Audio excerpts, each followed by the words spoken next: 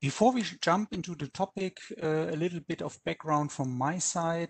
My name is Ingo Wagner, and I'm working for Elektrobit 15 years now.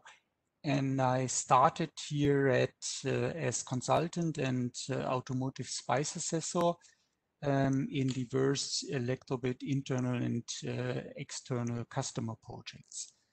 So now in the recent year, I act as a project manager, third-party and risk manager for EB's over-the-air software update solution, which is called EB Cadian.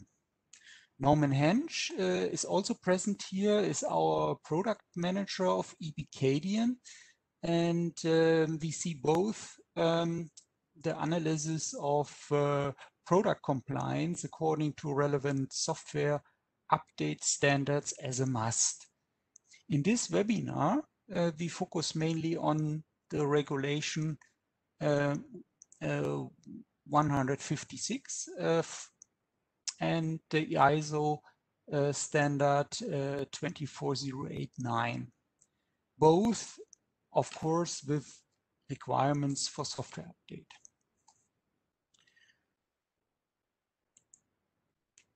So we split the presentation into three sections. Section 1 is answering where to access the UN regulations and the ISO standard. Further on, I explain step by step the difference between both. The second section is focusing on the content and the impact of the regulation and the standard. And in section 3, Norman Hensch will take over a look to our software update solution, EB Cadian. Finally, you have the chance to ask questions directly after the presentation is set. Okay.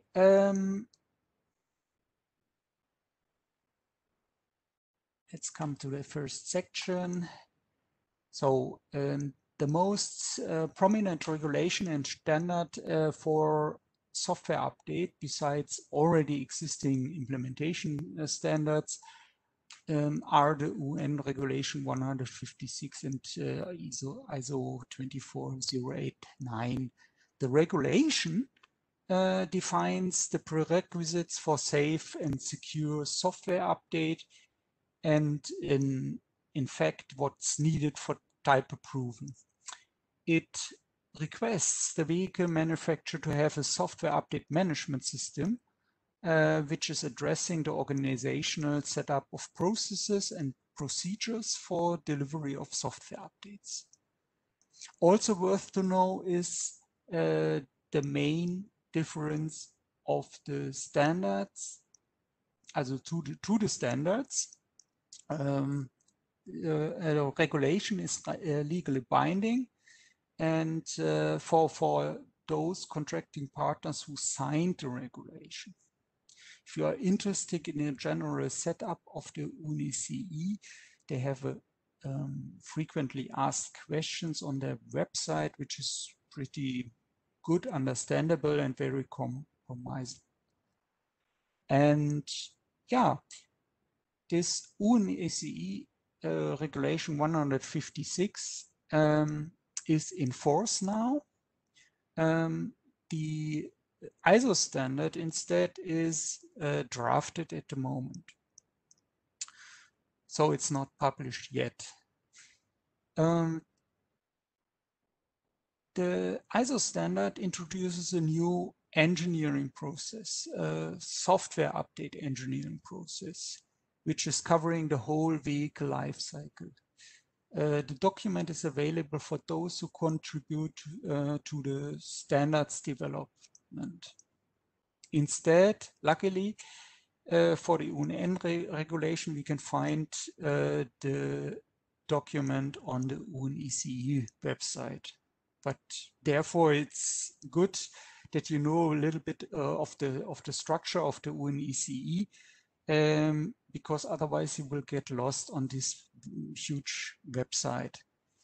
So the UNICE is one of the 5 regional commissions of the United Nations, and within the institutional framework of the UNECE Inland Transport Committee, shortly abbreviated ITC, the Permanent UN Working Party 29 was established in June 1952. So it's pretty old, and it is the UN World Forum which is dedicated for automotive regulations. A part of the requirements in those regulations shall provide the level of safety and security that can be expected by the public. So what was the outcome from this Working Party 29? The so-called Addendum 155 is one of the 160 existing vehicle regulations below the 1958 agreement. In fact, the UN regulation number 156, this is the number we know. So don't be confused by the numbering. There is also a regulation which is called 155, and it's not the Addendum 155. So this might be confusing on the first side. The regulation 155 is for cybersecurity aspects. So in this webinar, not very much focused. Interesting to know is that we can access an additional working party document, which is not so well known by the community. It's the interpretation document. Just click on the presentation links. The presentation is shared after the webinar, so you will get directly to the UNECE website, and you can have a look into the document. So what is interesting about the document? So there we have a workflow defined in a visual form, so that you can easily have a look, and yeah, doesn't need to read the textual requirements of the norm. You have it in one picture at least. Yeah. So I think this document is much more self-explaining, so worth a look.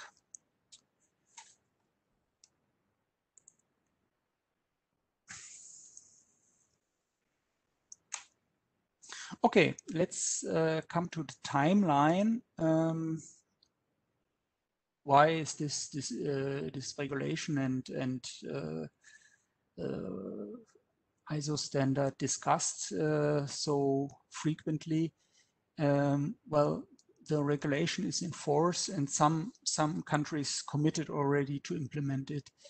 The timeline in each country is a bit difficult, I would say, to determine, because each country has individual conditions for the introduction and the support.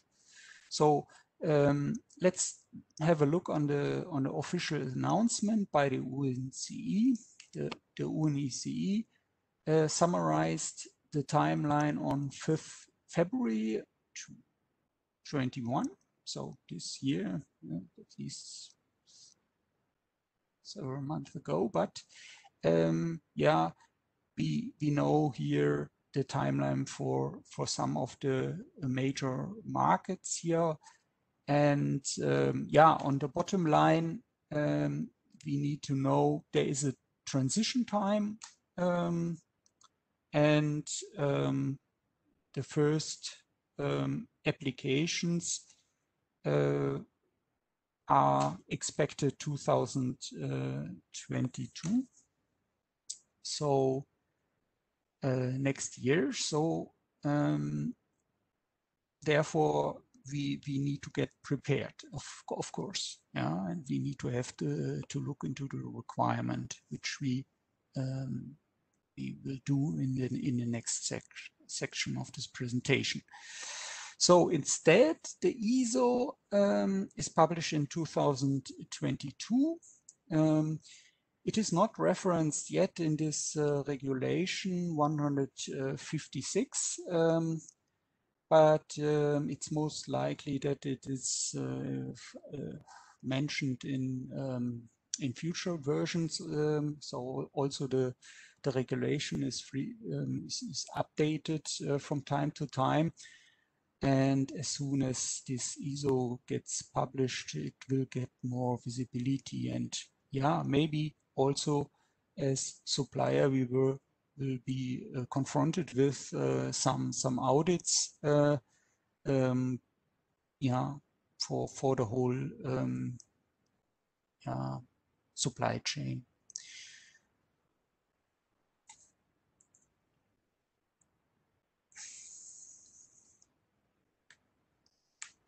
Okay, next section is about the understanding of the software update management system, and that we can know about the type approval process. So we usually have a concept phase in the vehicle life cycle, development phase, production phase, and at least an operation and maintenance phase. A huge part of the regulations requirements are for type approval. So you will see, you will find type approval relevant requirements in the ISO standard. No, that's not the case. But well, both requests processes and features that needs to be established, yeah, that are needed for a safe and secure software update.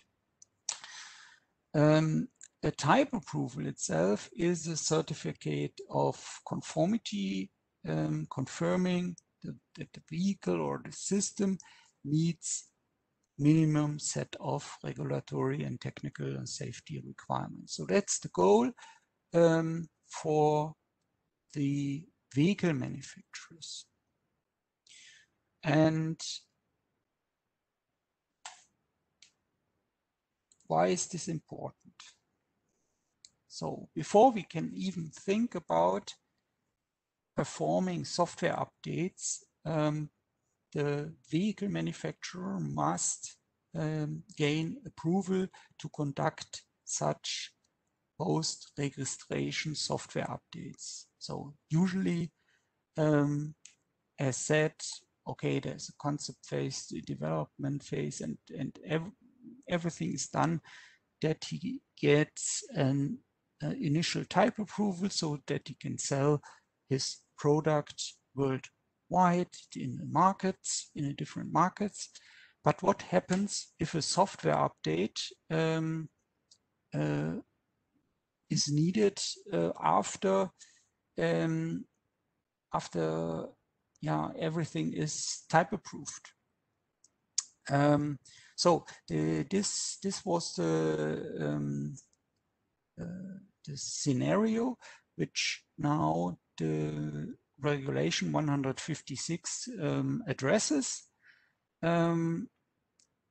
So first of all, there needs to be some configuration management processes on the one hand to detect software versions and handle software versions and hardware versions in the vehicle, and also yeah, to ensure that this data is is consistent and integrity. So they introduced with the regulation 156 the system that OEMs need software identification numbers for all the components that they deliver. And the second bunch of requirements is for the software update itself. So therefore, the vehicle manufacturer needs also some evidences for the safe and secure processes. Later, after we got this certification, so there is a certificate of compliance for the some systems, which says, okay, the processes we need for secure and software update are there and as specified. Then we can decide on a software update. Okay, it's the development department might decide, okay, we have a small issue here to fix, and it's not impacting any kind of type approval system. It adds no additional functionality. It's really a minor update. And for this, we do not need to involve the technical service or the approval authority. Yeah, this is a minor change. Yeah, where is this written? In fact, you can also have a look on the in the interpretation document, which clearly says if it has no impact on the compliance of any type approved systems, for example, fixing software bugs, the vehicle manufacturer may conduct the update without the need to contact the type approval authority. So that's the one case. But what happens if we have this impact? Then there is a post-registration process defined. There also the approval authority needs to be contacted. They need some, in fact, we need to say what is the software update about. Yeah, what changes, and do we have ensured that there are no further implication to other type approvals. And this is all checked via an information package. And on basis of all the information that the OEM has collected, then it's decided if this type approval can be extended or needs to be renewed due to the upcoming change.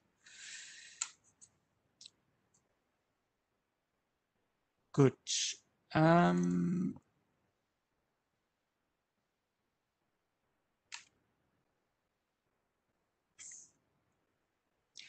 Okay, there is a we talk here mainly about the software update management system regulation.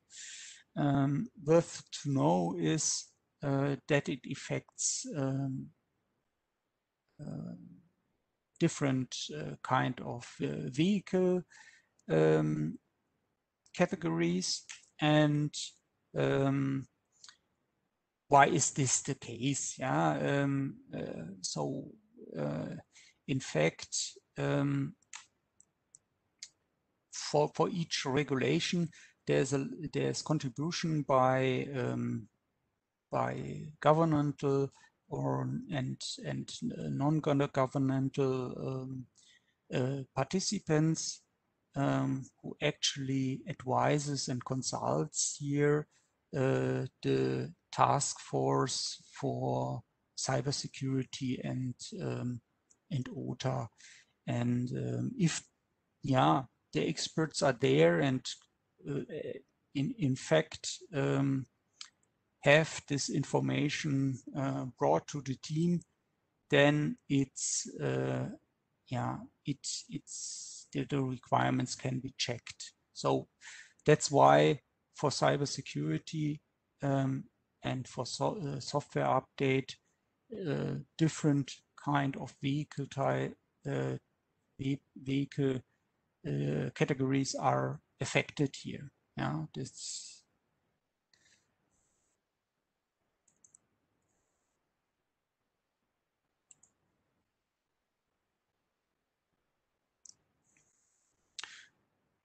Okay, we jumped to the 155 already. This is in fact the regulation for establishing a cybersecurity management system. And the question is, how is the relation between the 156? Yeah. So also in the regulation 155, there is the topic software update addressed. You find an Annex 5, yeah, where you have the mitigations actions that are mapped to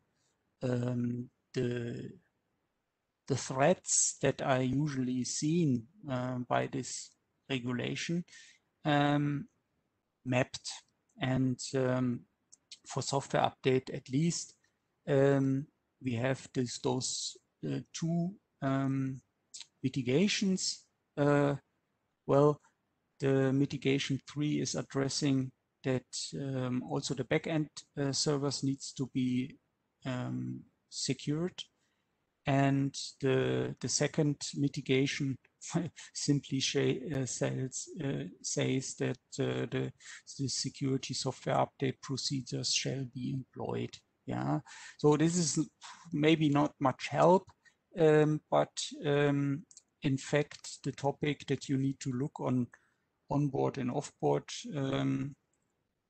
processes and components is reflected also here in this regulation. So it will be that assessors here look at also the backend systems when it comes to approval of this regulation. But there is no direct dependency between those. So it can be assumed that participating countries sign, if they sign the 156, then they most likely also sign the 155. So that's why we can assume that both are relevant always. Yeah. That's also quite natural because if we look on the goals, what the UN task force had, they have to cover the topic cybersecurity and OTA software updates, and the security aspects. Yeah, they are more to be found in the 155 regulation, and everything which is needed for a secure software update process, this can be found as requirements in the 156. Yeah. And yeah, both had the same goaling in mind to have a type approval process in the end, which addresses the aftermarket and repairs that are needed after type approval. And yeah, they want to avoid the bureaucratic burden that the vehicle manufacturers with an already accepted type approval by one country needs to do the certification again and again. So time to look to the core processes of software update. We as EBKDN are delivering at least connectivity client, which is in fact a software module to communicate with the backend. We deliver an update master, which is orchestrating the software update packages, and also we provide installers for the different ECUs like performance and classic ECUs to update the vehicle in full bench. So this is called, in fact, our EBKDN product. We are not a hardware supplier, of course, but all the software components and the hardware components needed for software update capable will bring us to our first important process. We need a concept and development for those components according to the ISO standard. We need to plan the software update process, so that it's clear when to deliver what and who delivers what, and we should manage also safety and cybersecurity risks. This is also important with regards to software update. And we need to have all our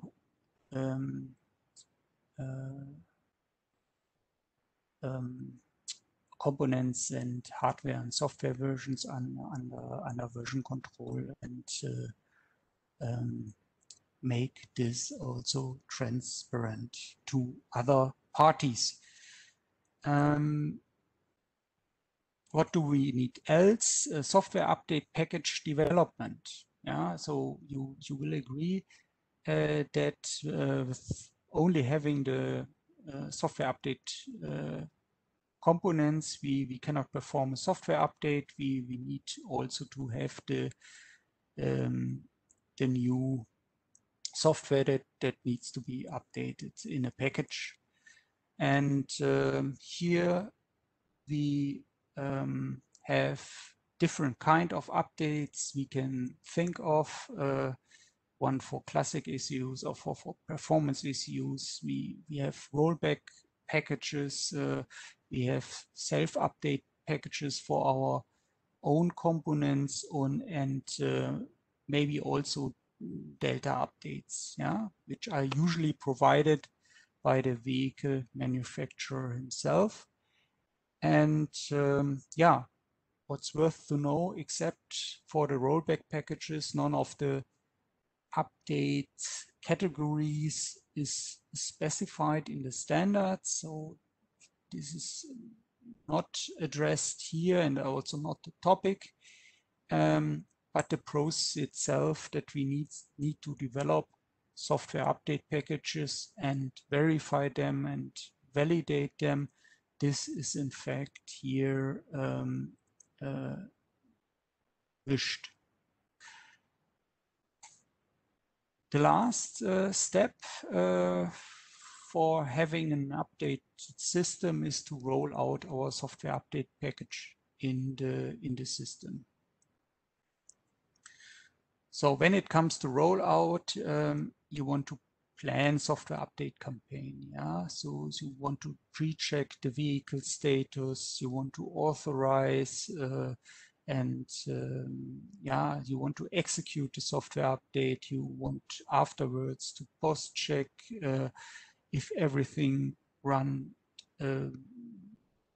well, and also you need to document the software update progress tracking, interaction with the driver. That's the short version, because let's say Norman Hensch will later go at a little bit deeper and detailed into our solution, where we can see how this works in practice. But for the moment, I would like to jump into the software update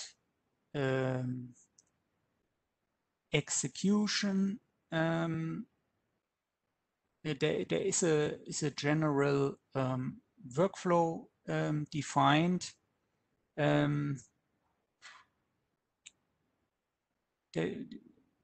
For the case, okay, a new software update is available for the vehicle, and yeah, therefore we need to inform our user. Yeah, and if this is okay satisfied, then we can download the software update package to the vehicle. It needs to be accepted somehow or denied from the vehicle users for legal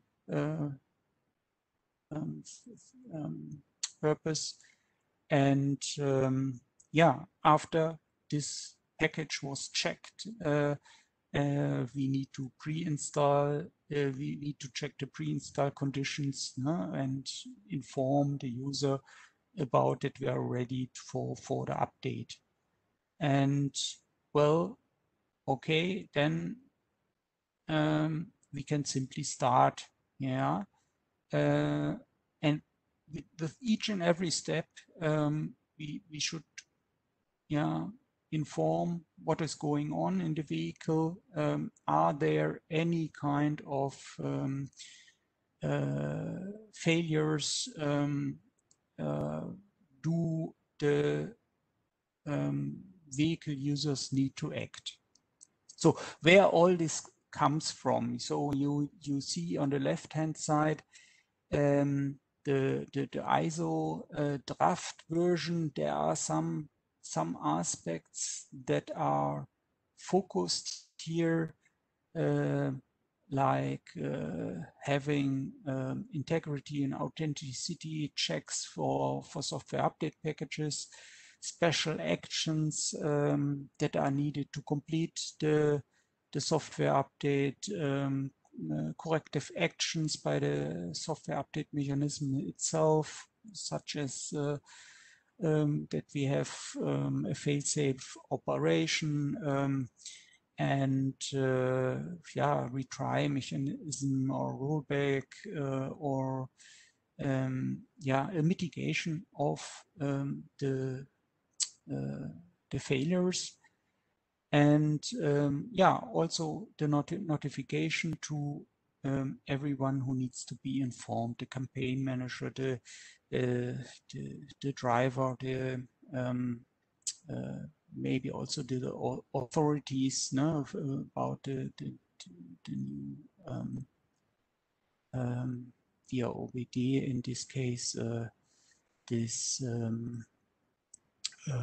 yeah, well, is it consistent what we have on vehicle configurations with the backend and what's inside the car? The regulation itself is a little bit more, I would say, detailed or made sure in direct comparison to the draft version at the moment. I think here we have a little bit more structure, what is explicitly expected, what needs to be from an information package be transferred, and there's also some of the content of the ISO is maybe reworked. So I'm not sure if the function to manage simultaneous software update processes, for example, really remains in this document, or is it at least an outcome of a risk analysis that has been performed? Or then there is a topic like, as an example at least, that we have silent updates, so no information to the users for security patches maybe.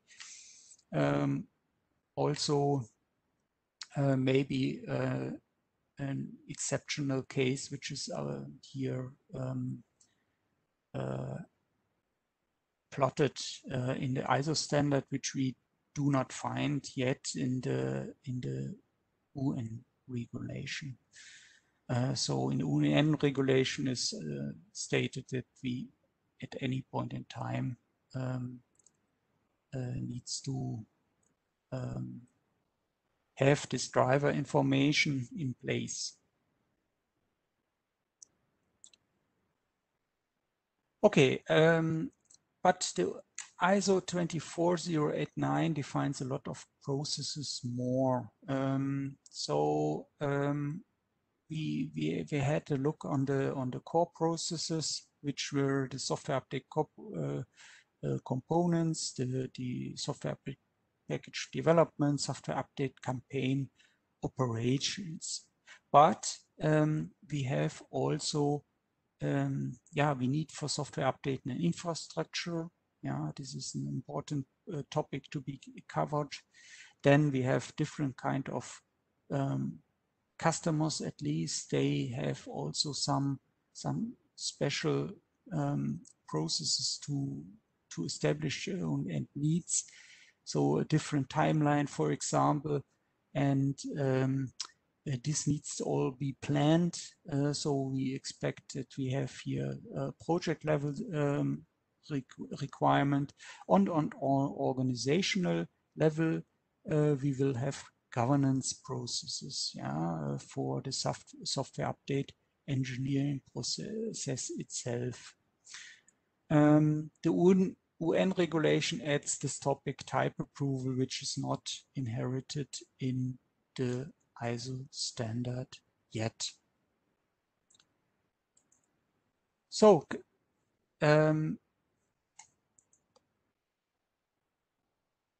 coming to the third section with our software update solution. Norman, would you like to take over? I make you as a presenter.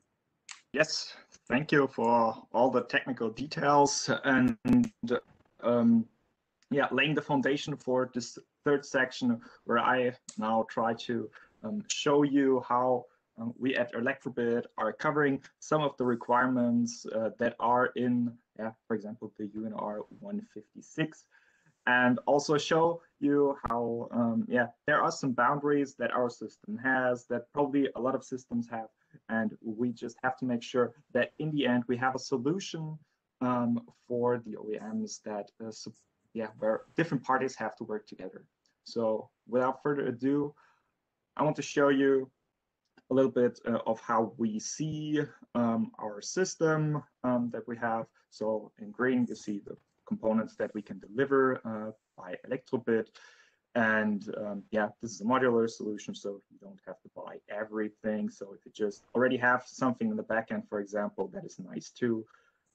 the key message here is what we see for the regulations to fulfill. You need some kind of software management component because, as previously said, you need to have type-approved software for this vehicle.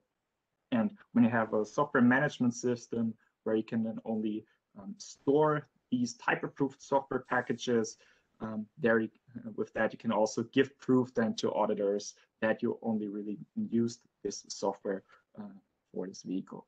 Also, vehicle management is something that we see as important because you need to always have an up-to-date view of what kind of hardware and what kind of software is installed inside the vehicle at the moment. And since the type approval of the software is being done for with the intention to hopefully update multiple vehicles, you also need the functionality to combine the different vehicles that apply for this, where this update is okay for. This is what we then call a fleet. And in the end, you need to bring this together. So different vehicles, the fleet, and the software update packages, which have the type approval, and then you can roll out a software campaign. And in order to ensure that you only update the vehicles that are eligible for this update, in our case, we are sending some kind of metadata first to the vehicle you see on the left. And this vehicle data contains, vehicle metadata that contains various information about the update that is about to come to the vehicle. And for example, you have to ensure that, again, the data that's stored inside the backend that is still fitting to what's actually inside the vehicle, because there might be some offline updates that took place while the vehicle wasn't connected to your backend, or maybe the hardware was changed in between. So in our case, we would then check the onboard what is the configuration inside the vehicle? Does that match to what our backend assumed that the vehicle has? And in case not, we would send that an update to the backend. That backend would have to show and recognize maybe there's a different update campaign available for this vehicle. And if everything is fine, if the information matches now, then we would start with the actual onboard update process. And here you can see how we use our system for have this onboard workflow here. This is probably not surprising for you because you know it from your mobile phone or any other devices. So you need some download approval, some download installation approval, and then the installation. In case something goes wrong, you have number 5, the rollback, and at the end, some results reporting. But what's really important in order to fulfill some of the requirements in the UNR 156 is, as already mentioned, that all of these components, they should be capable to be enhanced and adapted, for example, to give this information to the driver and get the confirmation of the driver that the update should really take place and in which steps.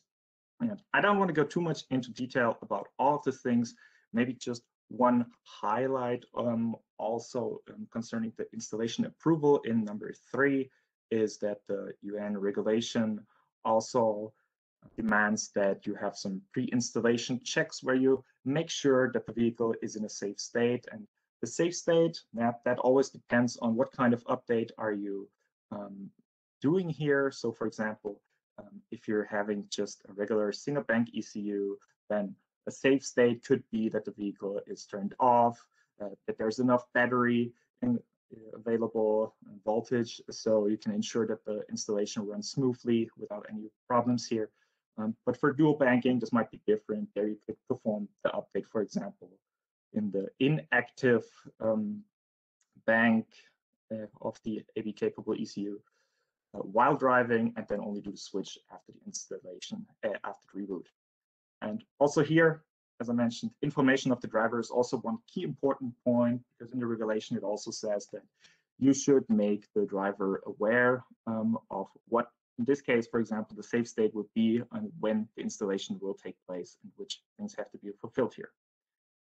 Then following this update workflow installation, also probably nothing surprising here, maybe just from the regulation point of view, we also have to fulfill these complex actions at the end after these post-package installation checks, which these complex actions are basically if you need some special expertise from experts that they have to check that the update was done really correctly. And obviously your system shall also be capable of allowing that in this update workflow.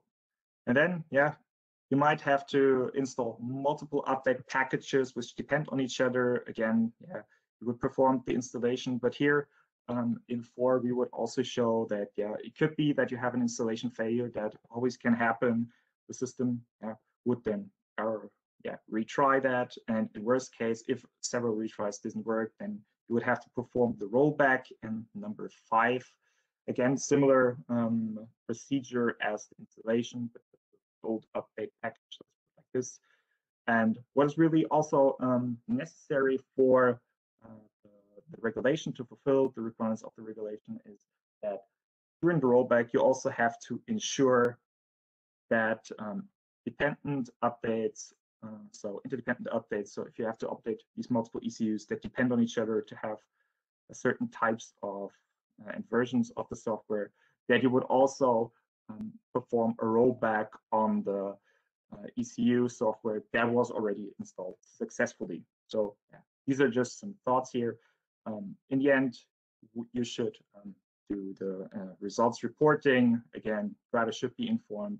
And what is also more important, probably for the OEM, is that your system shall also perform some logging during all of these processes, and that these information shall be sent to the backend of the OEM, where it can really have proof that the vehicle was always in a safe state, and also the different software versions were as expected and are also in the expected version after the update.